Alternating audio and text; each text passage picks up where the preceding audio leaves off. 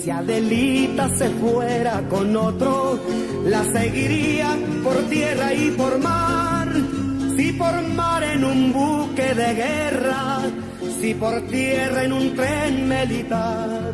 Y si Adelita quisiera ser... Bueno, lo que le puedo decir es que este libro de Ángel Gilberto Adame, de Armas Tomar, en que aparecen feministas y luchadoras sociales de la Revolución Mexicana, pues no se podría decir que tenían como decisión o como característica pues luchar en la revolución, pero sí lucharon muchísimo por ser a ellas mismas.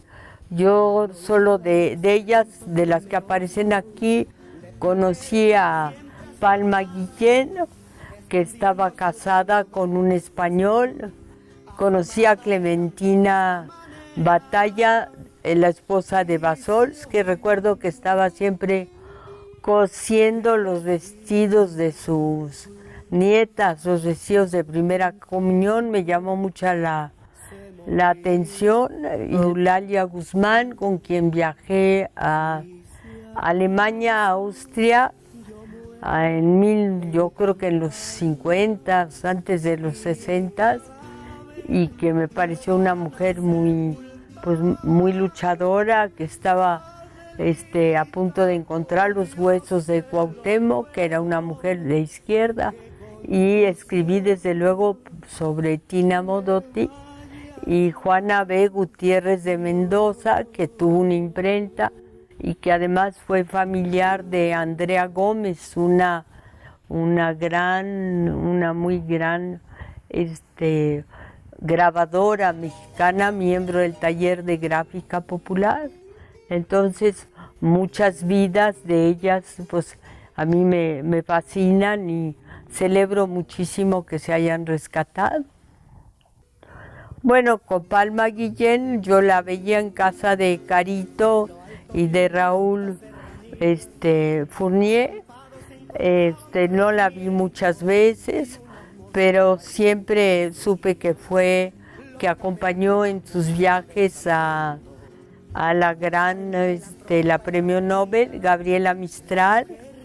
Bueno, ella decía que había sido su secretaria, pero pues tuvo su valor ella en sí misma, y me da muchísimo gusto. Sobre quien más puedo decir es sobre Tina Modotti, porque hice una novela sobre ella que se llama Tinísima, y me da muchísimo gusto que el señor Ángel Gilberto Adame pues se haya tomado la molestia de escribir sobre las mujeres, porque en general las mujeres son las grandes olvidadas de la historia. Las mujeres aquí en México eran las soldaderas, se les llamaban galletas de capitán, colchón de tripas de soldados, y se decía que seguían a la tropa simplemente porque pues no se hablaba de ellas elogiosamente. Y creo que simplemente sin soldaderas no hay revolución mexicana, porque todos los soldados se hubieran desertado.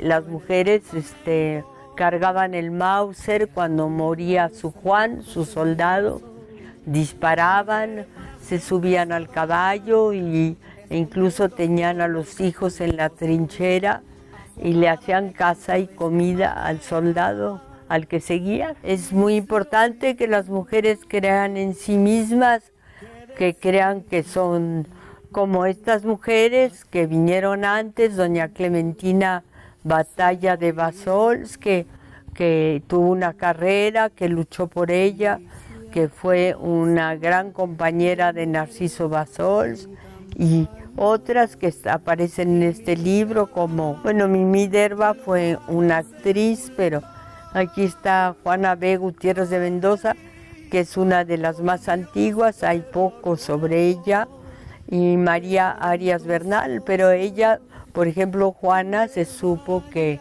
ella tenía una imprenta, imprimió y se jugó la vida. Aquí aparece con corbata, casi vestida de hombre, con falda, pero sí tiene camisa y corbata como de hombre. Bueno, yo soy feminista desde hace muchísimos años y creo que todas las mujeres deberían de ir a la escuela y que debería de repartirse las tareas en el hogar, que el hombre y la mujer pueden, hay padres que cuidan a sus hijos en una forma maravillosa, y creo que la situación económica de la pareja ahora ha logrado que se emparejen también las tareas entre los dos. Invitamos a los ponentes a pasar al presidente.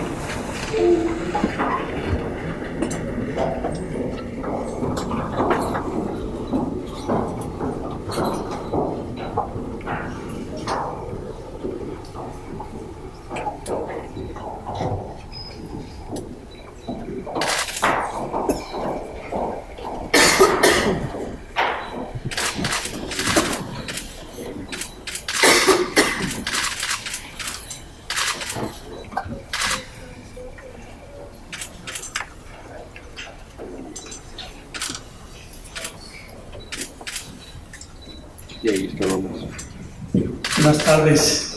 Es para mí realmente un gusto encontrarme en esta mesa por diversas circunstancias. La primera, por ver ya publicada una investigación más de Ángel Gilberto Adame, que desde que lo conozco ha sido un deslumbramiento constante por todos los conocimientos que tiene, por todas las investigaciones que comparte y sobre todo por su generosidad, no solo como historiador y como analista, sino como ser humano. Nos acompaña Mariana Pedrosa en esta mesa, que realizó el prólogo para este libro, y Carla Iberia Sánchez, con una amplísima trayectoria en los medios de comunicación y que ha recorrido no solo gran parte de este país, sino sucesos cruentos, lamentables, como son las guerras civiles, los encuentros sociales en diversas partes del mundo. Bueno, pues qué más puedo decirles.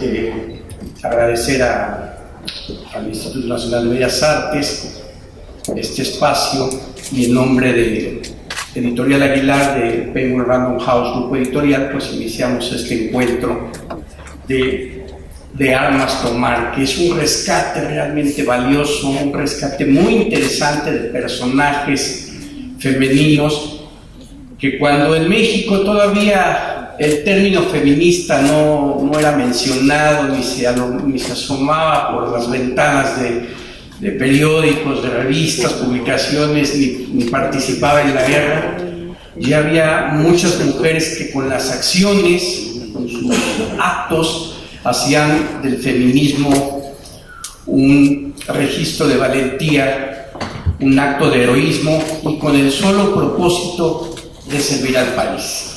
Vamos a darle la palabra a Mariana Pedrosa para que nos comente, nos platique sus impresiones de este libro esencial para entender, ahora que es el centenario de la Constitución, para entender un poco más de este México bárbaro, pero también de este México glorioso. Hola, pues primero que nada, estoy estar aquí. Siempre es un privilegio poder participar en proyectos que justo tienen una propuesta con la que, ¿no?, que creo y que creo que aporta algo importante.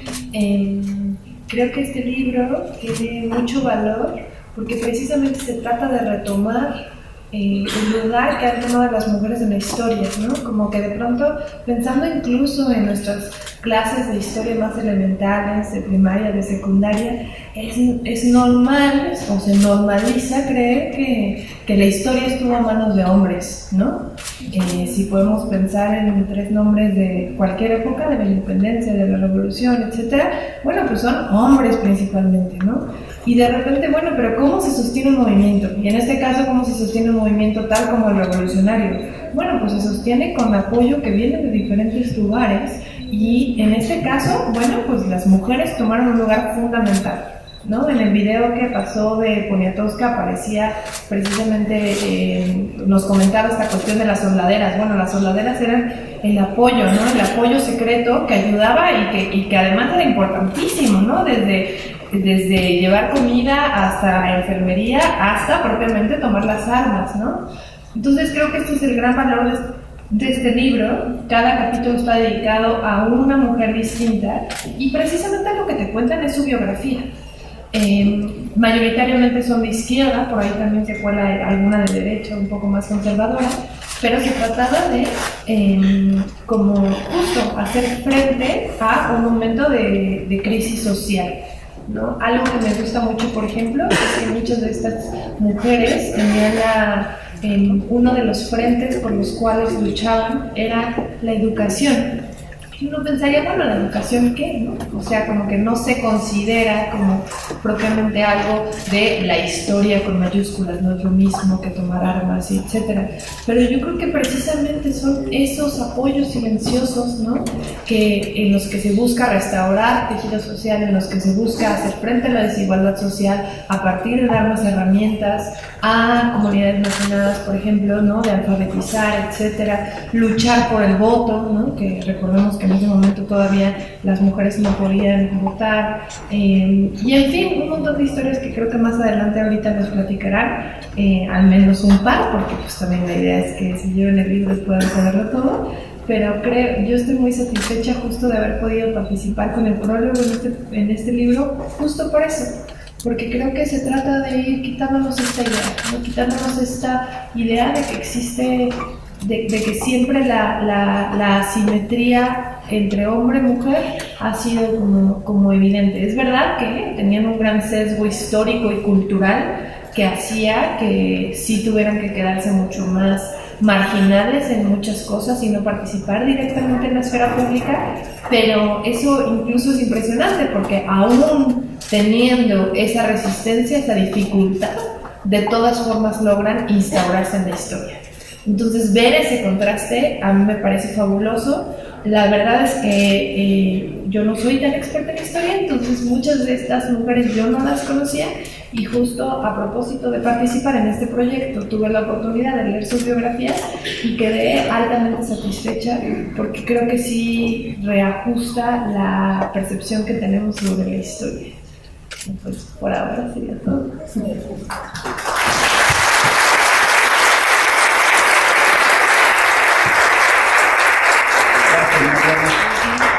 Daremos el micrófono a Carla Iberia Sánchez. Muchas gracias, César. Primero quiero agradecerle al maestro Adame que haya tenido la gentileza de invitarme a un recinto de este tamaño y con un público de este tamaño, y cómo me alegra ver la sala llena, de verdad me alegra, y te quiero felicitar, Mariana, por tu espléndido prólogo, porque lo más bonito de alguien es conocer a otro alguien, no por su fama, ni porque es primo de no sé quién, sino por lo que es. Y tu texto me ha llevado a conocerte, y te felicito, lo mismo que al maestro Adame, porque no sé si puedo contar antes de leer esto, que el primer contacto que tuvimos el maestro Adame y yo fue porque a través de la página de Juristas de la UNAM estaba el maestro haciendo una campaña sobre lectura, y durante algunos años estuvimos en contacto intentando enviarnos cosas. Nunca lo había saludado personalmente, y me honró muchísimo cuando usted publicó su texto sobre Octavio Paz, que de las grandes voces de los casi dueños de la verdad hubiera un gesto de humildad hacia usted y decir y reconocer la calidad de su investigación sin que usted nunca hubiera hecho promoción de su talento. Y eso es de agradecerse mucho en México, y por eso ustedes tienen que, de verdad, me gustaría mucho que se llevaran este libro y lo leyeran. Bueno, pues es un texto muy chiquito, y dice así: la voz de la suegra centelló en la oscuridad. Mira esa panza, es enorme y está cubierta por unas marcas muy raras. Debe de ser un niño el que vas a tener. Buena suerte para ti y para toda la familia Shawan. Desde luego, Señor del cielo, ven a su lado, porque si no tienes un hijo varón, no estarás mejor que una esclava durante el resto de tu vida. Pero si tienes un hijo varón, entonces serás una señora. Créeme o no me creas, es cosa tuya, es la realidad. Bueno, este es el diálogo entre Shangguan Lu y su suegra al inicio de su horrendo peregrinar porque resulta que Shang Guanlu no tuvo un hijo, sino una hija, y además vinieron 7 hijas más. El texto fascinante y lastimoso de Mo Yan, ganador del Nobel de Literatura hace 5 años, pone cruda luz en las desconocidas que con heroísmo cargan una sociedad completa y así, cargando esa sociedad, logran trascender. Y similar valor tienen los que desentierran sus historias. Por eso, este texto del maestro doctor Adame, que yo ya no sé cómo llamarlo, es por su humildad y su curiosidad un referente, no solo de consulta hemerográfica, sino de sensibilidad a un colectivo que crecía exponencialmente en valor y en número, a la vez que ridículamente era silenciado exponencialmente con cada década que pasaba. Quizás si ustedes googlean Comité Femenil Pacificador, Consejo de los Caxcanes, La Reforma, pues no encuentran mucha referencia de Juana Gutiérrez, cuyas reflexiones en Vesper y en otras publicaciones a principios del siglo pasado, hechas a punta de amenazas y de huidas, a punta de descalificaciones y persecuciones, créanme, las reflexiones de Juana Gutiérrez engalanarían cualquier texto de cualquiera de nuestros gurús del análisis político. Porque, bueno, pues nuestros gurús siempre tienen tanto que decir, pero de tanto que quieren decirlo todo terminan repitiéndose, repitiendo su propia sabiduría. Eso es lo que yo admiro mucho de Juana Gutiérrez. En ese sentido, Juana, duranguense, joven viuda, joven madre de un hijo que se le murió, decidida como pocas, se enfrentó a los Flores Magón, cuestionó a Zapata y narró con la exactitud de hoy a un exiliado de la violencia interna. Me gustaría leerles un parrafito de un texto que rescata el maestro Adame sobre solo una de tantas mujeres de las que habla en el libro. Dice Juana Gutiérrez, ¿en qué texto habrá escrito Juana Gutiérrez el texto sobre Zapata? ¿En 1912? 1913. Bueno, en 1912 dice: la segunda vez que vine, encontré en esta desgraciada ciudad, hecha un dolor de una sola pieza, horrorizada y atemorizada ante la amenaza de ser matada por el asesino Figueroa. El crimen se consumó. Figueroa fue gobernador y el terror comenzó a reinar en Morelos. Los habitantes de este pueblo emprendieron la fuga y era doloroso contemplar el éxodo sombrío de este desgraciado pueblo que se marchaba, qué sé yo, en defensa de la vida.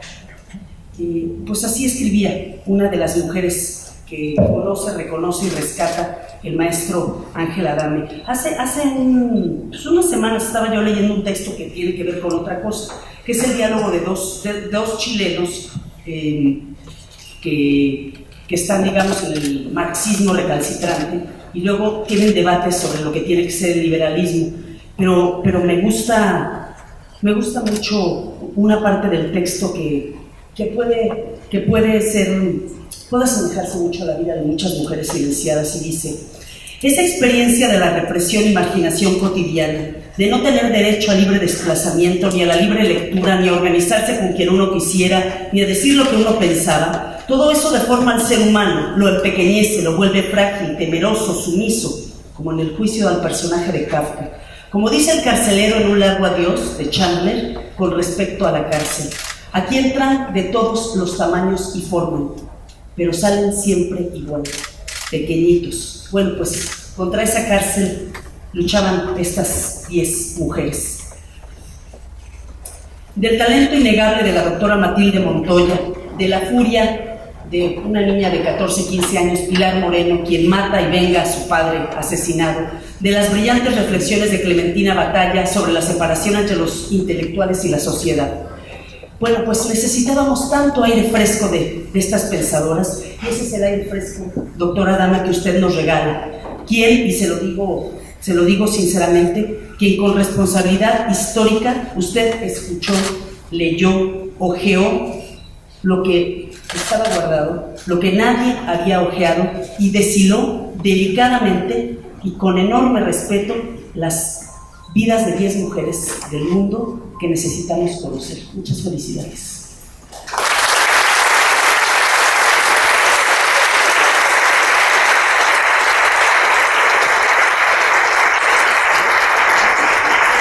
Muchas gracias, Carla Iberia Sánchez.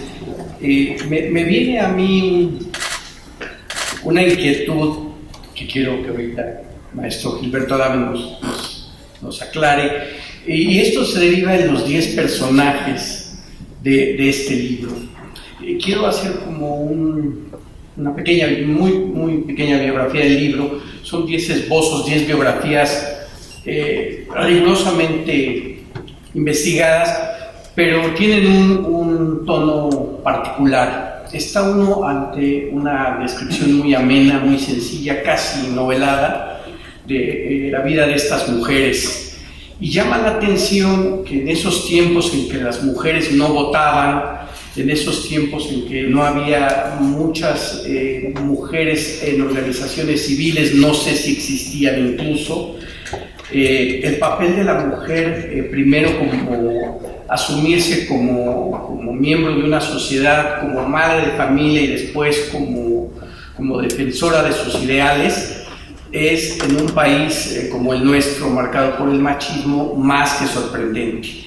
Y de ese contexto, aquel Gilberto rescata testimonios como el que mencionaba Carla Iberia, de una niña que mata a un líder político, que era un líder político enemigo de su padre. Y en su tiempo y en su época esto fue un escándalo, porque tendría apenas algo así como 14 años cuando lo hace. Y cuando después de tocar puertas, después de exigir justicia y después de enfrentarse con el silencio de los hombres, no le queda más, cuestionable o no, aceptable o no, tomar las armas literal y ejecutar al enemigo político. Y de ahí también Gilberto Adame se salta a otro caso, como el que mencionaba Elena Poniatowska, que es el de la secretaria de Gabriela Mistral. Y como para redondear un poco la idea o el sentido que creo yo quería ofrecer Elena Poniatowska, esto es que si se refería a su secretaria en el sentido más estricto del término, era a que esta persona era también quien guardaba sus secretos, nada más y nada menos de la premio Nobel chilena Gabriela Mistral, y que la acompañó por todo México y también por todo Chile, y se hermanaron de una forma que las llevó a mantener una relación de amistad de décadas. Estos son los personajes entrañables que Ángel Gilberto Adame toca, o por ejemplo esta anécdota que se vuelve pícara y festiva, pero también con alto contenido social, de María Pistolas, ¿no?, que recibe de manera simbólica un arma de Álvaro Obregón, para que sea ella como justa representante de lo que el país entonces vive. ¿Y qué es lo que vive ese país? Pues todo el mundo lo sabe. De 1910 en adelante hasta el 17, pues una serie de convulsiones que no acaban ahí. Y que para también apuntalar un poco más esta cuestión de las Adelitas o las soldaderas, es mucho más rescatable el trabajo de Gilberto Adame, porque no se ocupa solo de lo que tanto se ha hablado, que eran las compañeras de los soldados, las soldaderas, sino de esos primeros brotes intelectuales de mexicanas que, sin pretensiones feministas, sin pretensiones, digamos, de crear bandos cerrados radicales, lo que buscan es tratar de encontrar justicia en un país que se debate entre la violencia, la muerte, la cerrazón y pues literalmente lo que se conoce como la bola. Hay que tomar en cuenta que de esta época nacen académicas de mucho prestigio. Incluso también hay que agradecer a Gilberto Adame, que al final del libro ofrece quienes fueron, por ejemplo, las primeras licenciadas en Derecho, quiénes fueron las primeras botánicas, quiénes fueron las primeras arquitectos, en fin, todo esto que en un muy breve libro se presenta como gotas de sabiduría, y sobre todo es un acto de justicia para entender a estas mujeres que en su tiempo fueron editoras de periódicos revolucionarios, que en su tiempo tenían como espacio el apartado de la educación en México, y no se limitaron a ser solo educadoras de los niños, sino también se limitaron a exponer su verdad, a exponer su realidad, su descontento social, y abrirle los ojos a los hijos, a los compañeros y también a aquellos que estaban en el frente. Entonces, a lo que iba del principio, es decir, a Gilberto preguntarle si algún personaje en particular le impresionó o le llamó más la atención, o si algún personaje en particular cree él que trascendió y que hasta el día de hoy no ha sido, digamos, reconocido en su justo valor.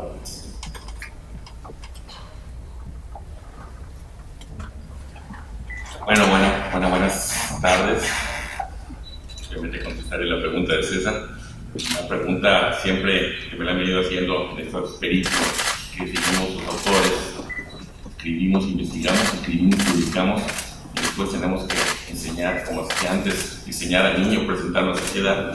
Y esta pregunta de cuál de ellas me ha marcado, la he venido cambiando en función del momento sentimental en que me encuentro. Los 12 significan algo, significan en algún momento, pero bueno, es un momento para contestar.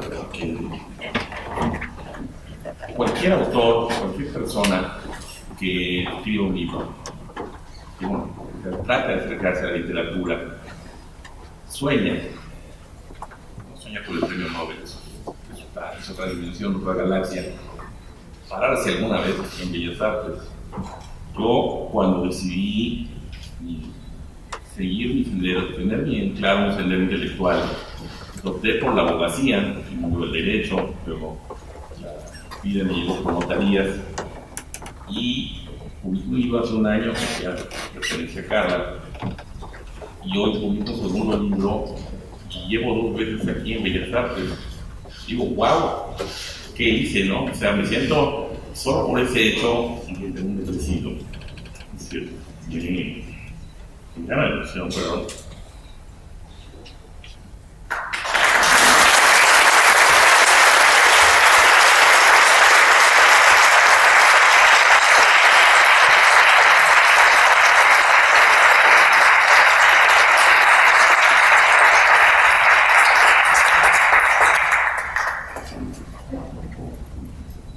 La primera vez y la emoción deriva también porque en la primera presentación que tuve de este libro de Octavio Paz estuvo directa e indirectamente ligado a 2 personas que ya no están, y me duele mucho recordarlos: Teodoro González de León y don Rafael Robay y Teresa, que han amigos míos, y esta aquí, pero bueno, ya. Y de la emoción, vamos a regresar al libro, ¿no? Agradezco en particular de este libro a la maestra Elena Poniatowska.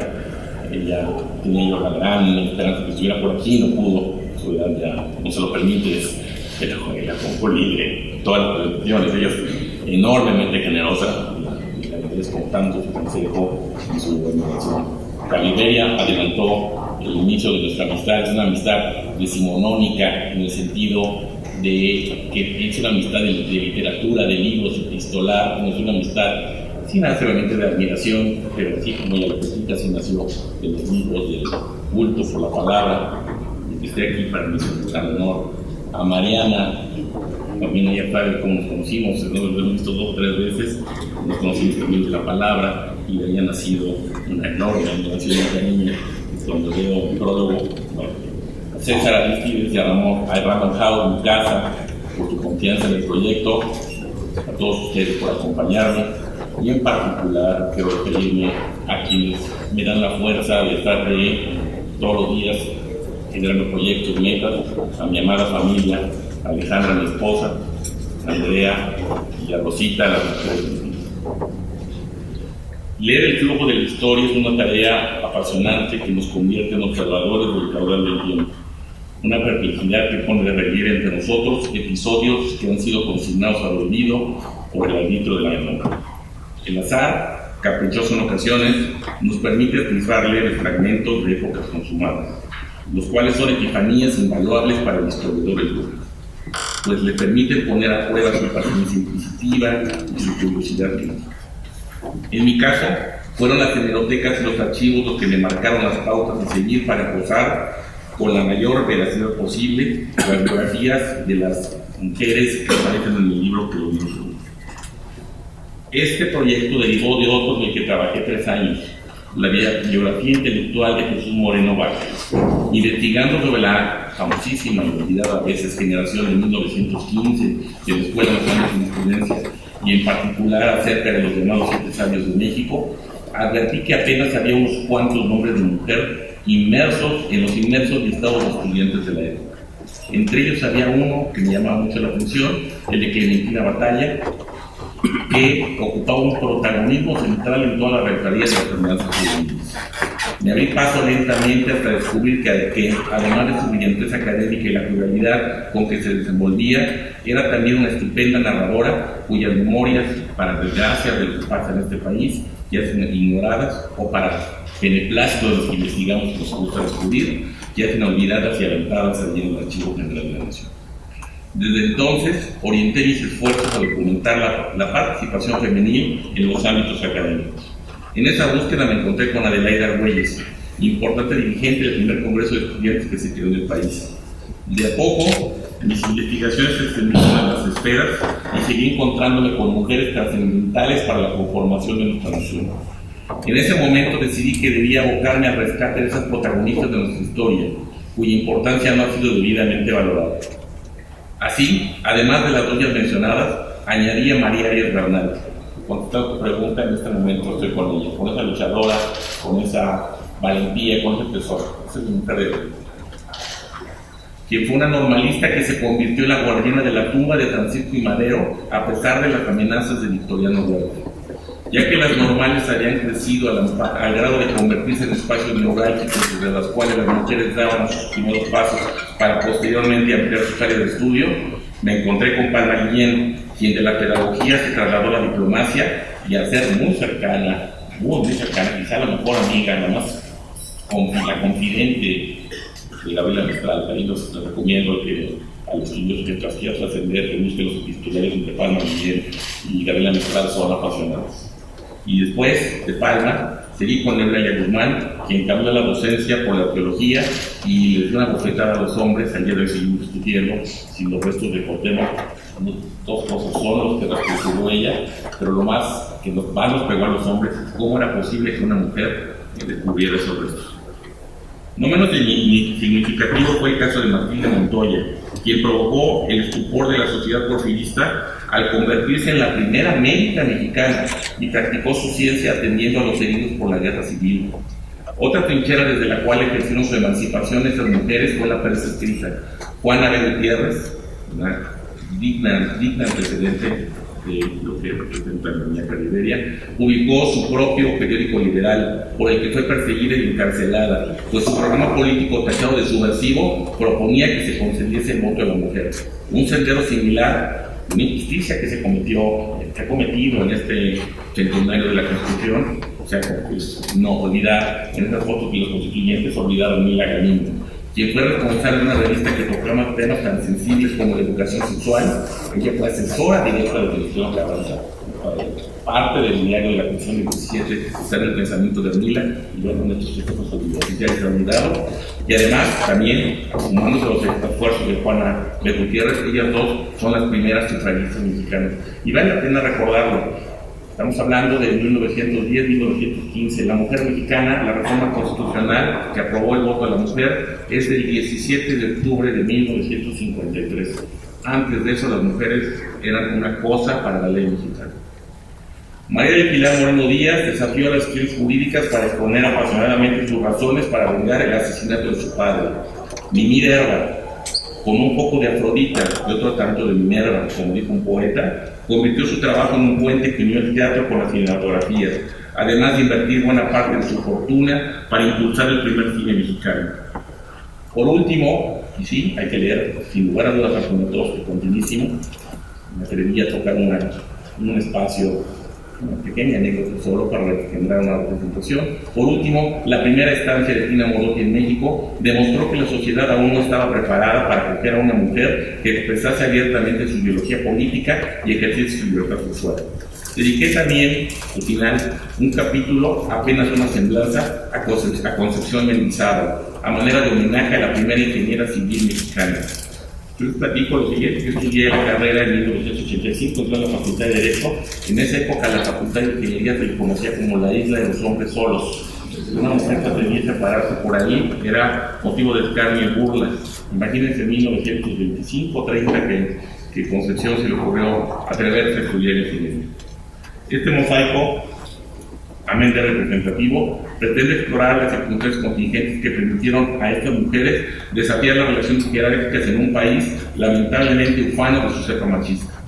Son semblanzas sin intención geográfica, pero que aspiran a fortalecer el reconocimiento de la influencia femenina en la historia nacional. Añado por último que es un honor para mí encontrarme en este emblemático recinto rodeado de amigos. Me halaga proponer que el legado de aquellas feministas y luchadoras sociales esté ahora en las mejores manos, las de las mujeres que hoy nos acompañan. Muchas gracias.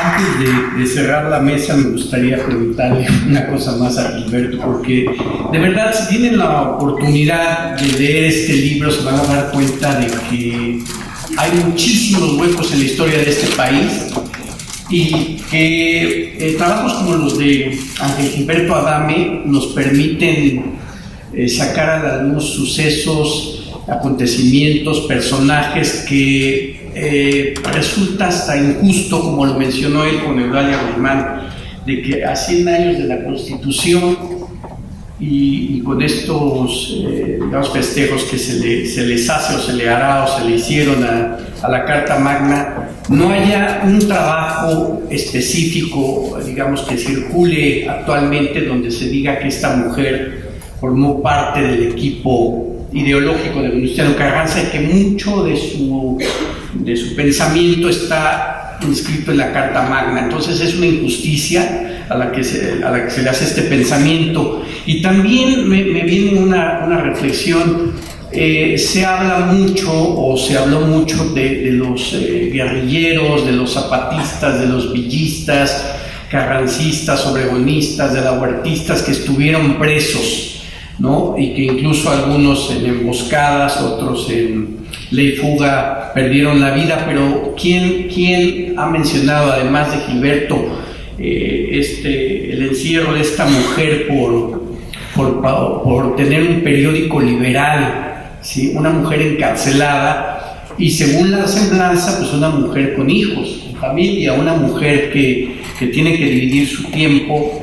Y por último, esta idea también que es entre el humor, pero también entre la reflexión sobre lo cerrados que podemos ser, que Concepción Batalla, ¿es Concepción? La ingeniera, sí. Concepción Mendizábal, perdón, se haya atrevido a ingresar en esa isla de los hombres solos.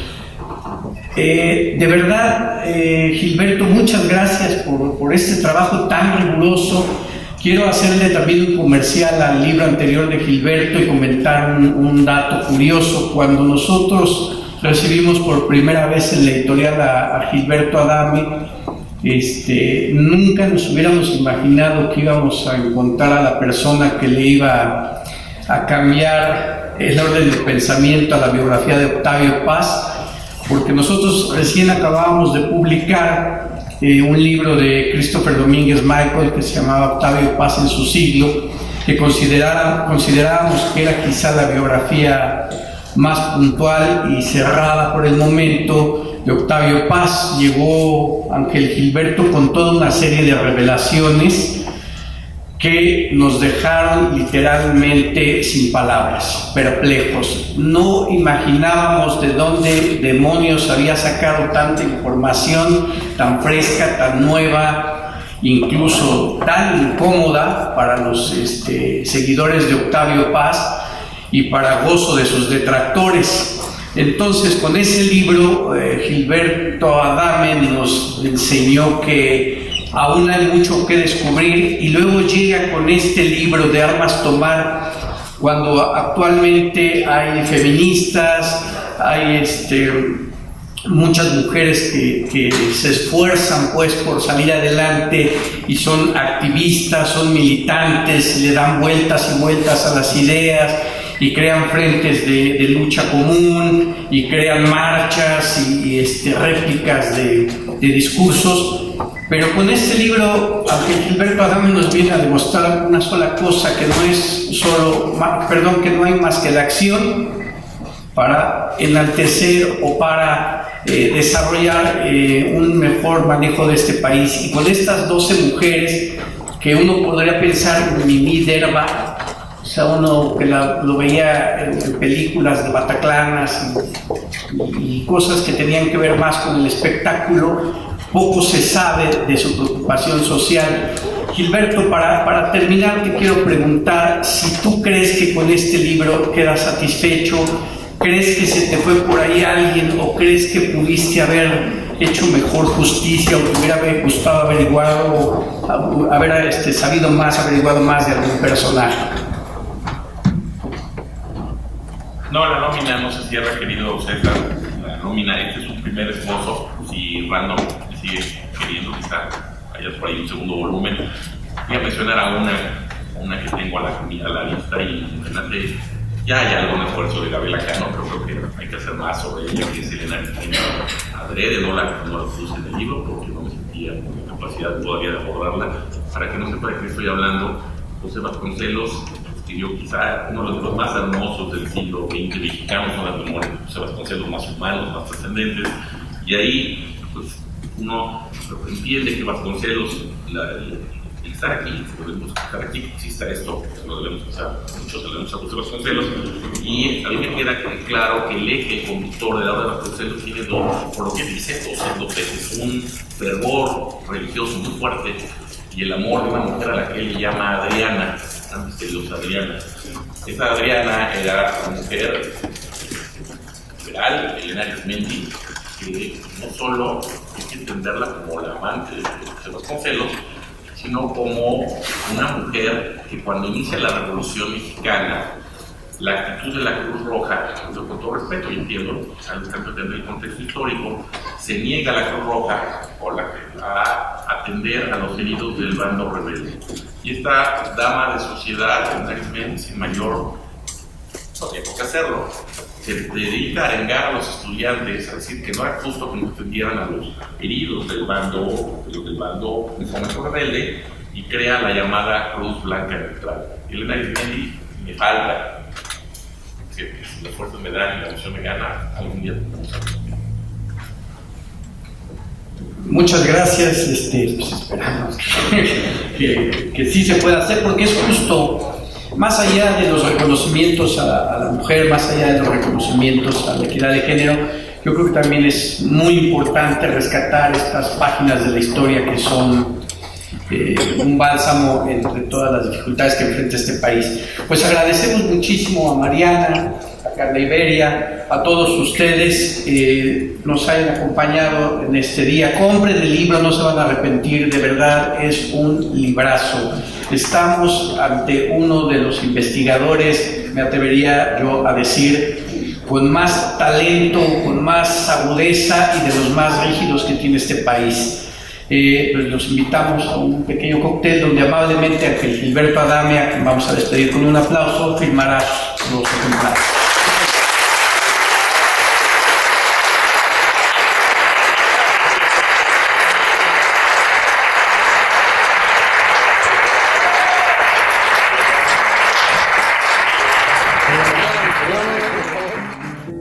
Si Adelita se fuera con otro, la seguiría por tierra y por mar. Si por mar en un buque de guerra, si por tierra en un tren militar.